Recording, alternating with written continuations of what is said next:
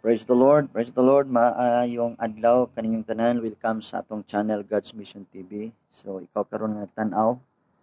Well, kung gusto kang makadungog sa pulong sa Dios, ayaw lang sa i-scroll up or scroll down imong cellphone. Just a very short message imo ning humanon. Nagtuo ko nga karong oras, karon nga utak na ang Dios dasig nimo pinagi sang pulong. But lang ko mo remind nimo nga naay Dios nga nakakita sa imong pagpanginahanglan. Naay Dios nga mibati sa imong pagbati karon. Naay Dios nga nasayod sa tanan, imong damgo, imong mga pangandoy sa imong kasing-kasing. So karon nga takna bot ko nimo mudasig nga ayaw pagkang-a sa pagsalig sa Dios. Siguro imong sitwasyon karon makaingon na kasi mo kukilingon nga murag wa bay Dios, walay Dios nga makatabang. Unsaon na lang kani nga kinabuhi, medyo doubtful na kaigsoon. Hinumdumi makaigsuonan nga naay Dios nga nagbuhat sa langit ug sa yuta. Anong nabuhi ka, nganong nataho ka kay tungod na sa Dios. Dili but pasabot nga nataho ka aron lang pasagdan. Nahimugso ka aron lang nga magkalisod. Igsuon. Walay lang nagplano nga maglisod ta, ang yawa ra gyud. Ang yawa ra nay planong dautan batok nimo. So kining sitwasyon nato karon na balatian, pagpanginanglan, kalisdanan sa kinabuhi, pamilya, igsuon na sayod ang Dios ana.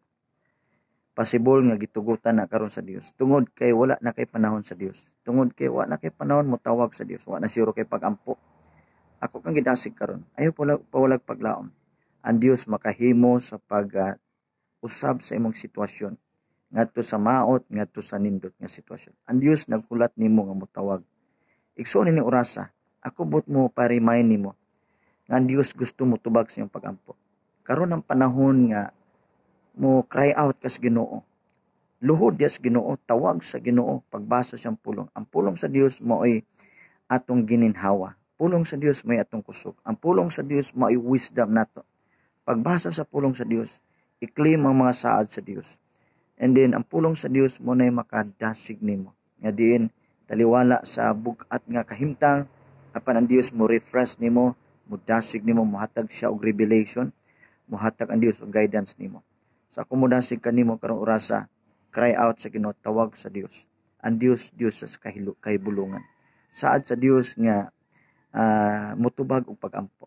Saad sa Dios nga mohatag og kining kalinaw nato kadaugan sa atong kinabuhi. Siya ang mo direct nimo sa iyang kabubuton. Siya ang mohatag nimo og talagsaong kahibalo, kaalam nga bisan sa imong kalibog, bisan sa imong kabugat nga sitwasyon, naay Dios nga gamhanan nga puno sa kaluoy, mohatag og mga pagpadayag kanimo. Busa karong orasa, salamat sa imong pagpaminaw. Human ani nga paminaw nimo, pwede ka mosulod sa imong kwarto ug asa karon pamalandong sa Dios. I-claim ang saad sa Dios. Dunay giingon sa Bible nga God is not a man that he should lie, nor the son of man that he should repent. When he speak, he will do it. When he promise, he shall fulfill it. So siya ang Dios nga dili sa mas tao. Dili siya magbakak. Kung siya nagsulti ang buhaton, kung siya nagsaad iyang pagatuman. So naampulong sa Dios pamalandongi igsoon. So ayaw kagool, ang Dios magapanalangin kanimo karong orasa, nagsugid kog milagro, nagsugid kog pabor, nagsugid kog kinabuhi kanimo, kalinaw diya sa espiritu, kaalam ug kahibalo diya sa espiritu, in the mighty name of Jesus. Be blessed right now, be blessed right now, be delivered, be healed, and be restored in the name of Jesus. So God bless you and have a blessed day. Bye-bye.